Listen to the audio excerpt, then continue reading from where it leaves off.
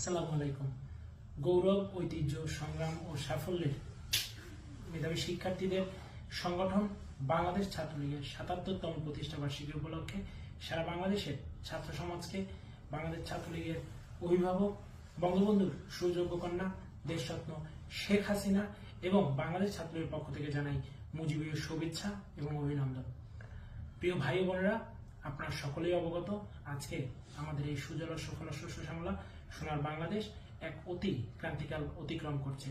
আজকে অবৈধ, অসাংবিধানিক, জঙ্গিবাদী একটি ব্যবস্থা আমাদের রাষ্ট্রের উপর চেপে বসেছে, যার শিকার হচ্ছেন দেশের একেবারে প্রান্তিক মানুষ থেকে উচ্চবিত্ত, মধ্যবিত্ত, নিম্ন মধ্যবিত্ত সকল স্তরের মানুষ এবং সর্বোপরি শিক্ষার্থীদের শিক্ষা জীবন এবং শিক্ষার পরিবেশ ব্যাপকভাবে বিঘ্নিত এবং বিনষ্ট হচ্ছে।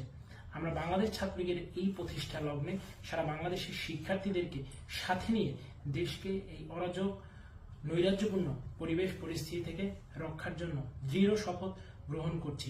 পাশাপাশি আজকে যেই প্রেক্ষাপটে আমাদের এই প্রতিষ্ঠা বার্ষিকীটি পালন করতে হচ্ছে, যেই দুঃসহ যন্ত্রণার মধ্যে দিয়ে আমাদের কাটাতে হচ্ছে, এমত অবস্থায় কিছু বিষয় উল্লেখ না করলেই নয়।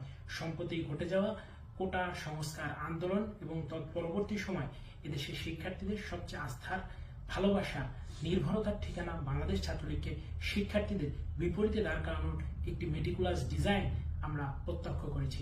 বাংলাদেশ ছাত্রলীগের পক্ষ থেকে স্পষ্টভাবে বলতে চাই, আমাদের নেত্রী, আমাদের অভিভাবক বঙ্গবন্ধু কন্যা দেশরত্ন শেখ হাসিনা সবসময় তার জীবনের প্রতিটি মুহূর্তে এদেশের মানুষের জন্য, এদেশের শিক্ষার্থীদের জন্য কাজ করেছেন। আজকে যেই দেশরত্ন শেখ হাসিনাকে শিক্ষার্থীদের বিপরীতে দাঁড় করানোর চেষ্টা করা হয়েছে, আমি তার বিষয়ে শিক্ষার্থীদের মনে করিয়ে দিতে চাই, তিনি এমন একজন মানুষ যিনি গত 15টি বছর ধরে শিক্ষার্থীদের জন্য বছরের প্রথম দিনে কোটি কোটি বইয়ের ব্যবস্থা করে সারা দেশে বই উৎসবকে একটি প্রচলন করেছিলেন, যার ব্যত্যয় এবার ঘটিয়েছে এই অবৈধ সরকার। আমি শিক্ষার্থীদের মনে করিয়ে দিতে চাই, তিনি এমনই একজন মহামানবী যিনি সেই বাংলাদেশের শিক্ষার্থীদের উচ্চ শিক্ষার সুবিধার জন্য দেশের 64টি জেলায় 64টি পাবলিক বিশ্ববিদ্যালয় নির্মাণের মহাপরিকল্পনা গ্রহণ করেছেন এবং সেগুলো বাস্তবায়নের দোরগোড়ায় নিয়ে এসেছিলেন। তিনি এমনই একজন শিক্ষা বান্ধব মানুষ ছিলেন যিনি এদেশের শিক্ষার্থীদের জন্য দেশের মেডিকেল ব্যবস্থার উন্নতিকরণের জন্য 64 জেলায় 64টি মেডিকেল কলেজ স্থাপনের দোরগোড়ায় পৌঁছে গিয়েছেন। তিনি এমনই একজন শিক্ষা বান্ধব এবং কারিগরি শিক্ষাকে এতটাই গুরুত্ব দিয়ে দেখেছিলেন বাংলাদেশের উন্নয়নের জন্য যে দেশের সকল উপজেলায় তিনি একটি করে কারিগরি শিক্ষা ইনস্টিটিউট গড়ে তোলার মহাপরিকল্পনা করে সেটিও বাস্তবায়নের দোরগোড়ায় পৌঁছে গিয়েছে। যখন তিনি দেশকে নিয়ে, দেশের শিক্ষার্থীদেরকে নিয়ে এক অভূতপূর্ব উন্নয়নের রথযাত্রায় ছুটে যাচ্ছিলেন, তখনই কোটা সংস্কারের মাধ্যমে শিক্ষার্থীদের ভ্রান্ত করে তাদেরকে নিয়ে একটি মেটিকুলাস ডিজাইনের বাস্তবায়ন আমরা ইতিমধ্যে দেখতে পেয়েছি।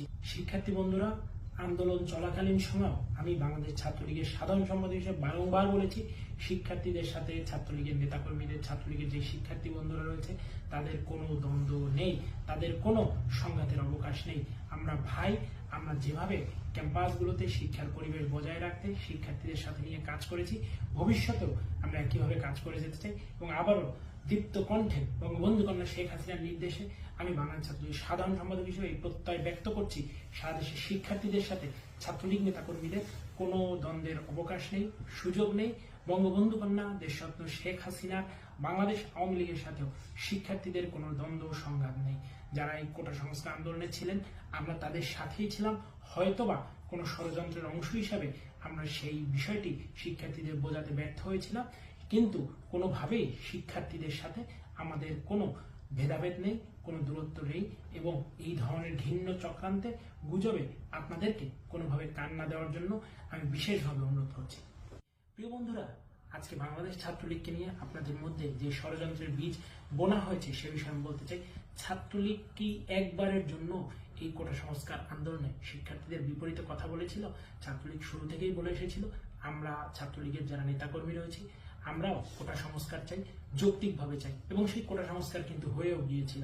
তারপরও কেন এই নৈরাজ্য সারা দেশে, কেন এই খুন, গুম, হানাহানি, এই রাজনীতির বাস্তবায়ন করা হলো, এই প্রশ্ন আমি আপনাদের কাছেই রাখতে চাচ্ছি। আজকে সারা দেশে আমাদের বাংলাদেশ ছাত্রলীগের লক্ষ লক্ষ নেতাকর্মীরা তাদের শিক্ষার অধিকার থেকে বঞ্চিত। This is a complete violation of human rights according to the UNHCR. জাতিসংঘের সনদ অনুযায়ী এটি মানবাধিকার লঙ্ঘনের একটি প্রকৃষ্ট জঘন্যতম ঘটনা বলে আমরা মনে করি। আমরা এর তীব্র নিন্দা এবং প্রতিবাদ জানাচ্ছি। সারা দেশে সেই জুলাই থেকে এখন অবধি যত মানুষকে মেটিকুলাস ডিজাইনের অংশ হিসাবে হত্যা করা হয়েছে, যত শিক্ষার্থীদের কোমল প্রাণ তাজা প্রাণকে কেড়ে নেওয়া হয়েছে, যত পুলিশকে হত্যা করা হয়েছে, আইন শৃঙ্খলা রক্ষাকারী বাহিনীকে হত্যা করা হয়েছে, হিন্দু ভাইদের অন্যান্য ধর্মাবলম্বী ভাইদের উপরে যে নির্যাতনগুলো করা হয়েছে, আওয়ামী লীগের লক্ষ কোটি নেতাকর্মীর উপরে যে অমানবিক অত্যাচার করা হয়েছে, আমরা সেগুলোর বিচার চাচ্ছি। এই প্রতিষ্ঠা বার্ষিকীর লগ্নে দাঁড়িয়ে আমরা সারা দেশে ছাত্রলীগের নেতাকর্মীদেরকে আহ্বান জানাচ্ছি যে আপনারা কেউ ভয় পাবেন না, কেউ বিচলিত হবেন না। আলো আসবেই, বিজয় আমাদের আসন্ন। আপনার যার যার অবস্থান থেকে এই প্রতিষ্ঠা বার্ষিকীকে আমাদের প্রতিরোধের ভাষা হিসেবে, প্রতিবাদের ভাষা হিসাবে পালন করুন এবং আমরা নিশ্চয়ই দেখিয়ে দেব যে ছাত্রলীগকে কোনো এই নিষিদ্ধের বেড়াজালে আবদ্ধ করে আটকে রাখা সম্ভব নয়। ছাত্রলীগ দেশের সাধারণ শিক্ষার্থীদেরকে সাথে নিয়ে দেশকে পুনরায় গণতন্ত্রের পথে ফেরাতে, দেশের শিক্ষার যে একটি সুন্দর হাওয়া শেখ হাসিনার নেতৃত্বে বয়ে চলেছিল সেটিকে ফিরিয়ে আনতে আমরা বদ্ধপরিকর হয়ে কাজ করব এবং এদেশে গণতন্ত্রের বিজয়, ৭১-এর চেতনার বিজয় এবং মুক্তিকামী মানুষের মুক্তির বিজয় সুনিশ্চিত। সেই বিজয়ে বাংলাদেশ ছাত্রলীগ অতীতের যে কোনো গণতান্ত্রিক আন্দোলনে নেতৃত্ব দেবে। সবাইকে আবারও বাংলাদেশ ছাত্রলীগের ৭৭তম প্রতিষ্ঠা বার্ষিকীর শুভেচ্ছা জানাচ্ছি। আমাদের সকল নির্যাতিত, নিপীড়িত নেতাকর্মীদের এই অবস্থা থেকে শুভ মুক্তি কামনা করছি এবং আমাদের যে নেতাকর্মীরা জেলে রয়েছেন, যারা হাসপাতালের বিছনায় এই অবৈধ সরকারের মেটিকুলাস ডিজাইনের অংশ হিসেবে আক্রমণের শিকার হয়ে যন্ত্রণায় কাটাচ্ছেন, তাদের সবার আশু রোগ মুক্তি কামনা করছি এবং সর্বোপরি ছাত্রলীগের নেতাকর্মীদেরকে একটি সুন্দর, সাবলীল, সফল প্রতিষ্ঠা বার্ষিকী আয়োজনের প্রত্যাশা দিয়ে, প্রতিশ্রুতি দিয়ে বক্তব্য শেষ করছি। আসসালামু আলাইকুম। জয় বাংলা, জয় বঙ্গবন্ধু। বাংলাদেশ চিরজীবী হোক, দেশরত্ন শেখ হাসিনা দীর্ঘজীবী হোক।